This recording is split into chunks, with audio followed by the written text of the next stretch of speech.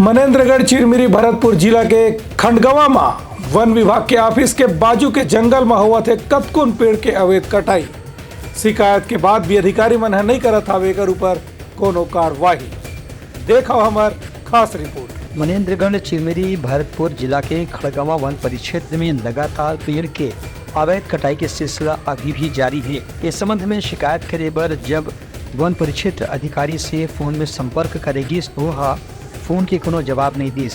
इस संबंध में स्थानीय लोगों में भी काफी गुस्सा देखे पर मिला थे, जहां वन परिक्षेत्र के कार्यालय के पास में ही करीब 300 मीटर की दूरी पर स्थित जंगल में लगातार पेड़ के अवैध कटाई के सिलसिला पाछू कुछ समय से जारी है। इस संबंध में स्थानीय अधिकारी मन के अलावा वरिष्ठ अधिकारी मन लगभग शिकायत करेगी थे। एक बाद भी अभी तक वन के अवैध कटाई करने वाला मन के खिलाफ कोई भी कानूनी या पुलिस की कार्रवाई नहीं करेगी है। एक से स्थानीय ग्रामीण मने ऐसे रोष व्याप्त है कि वन परिक्षेत्र अधिकारी या अवैध पेड़ की कटाई करने वाले मन के बीच में कुछ 60 गांठ के आरोप भी लगाए जाते। ब्यूरो रिपोर्ट, पुतलगा न्यूज़।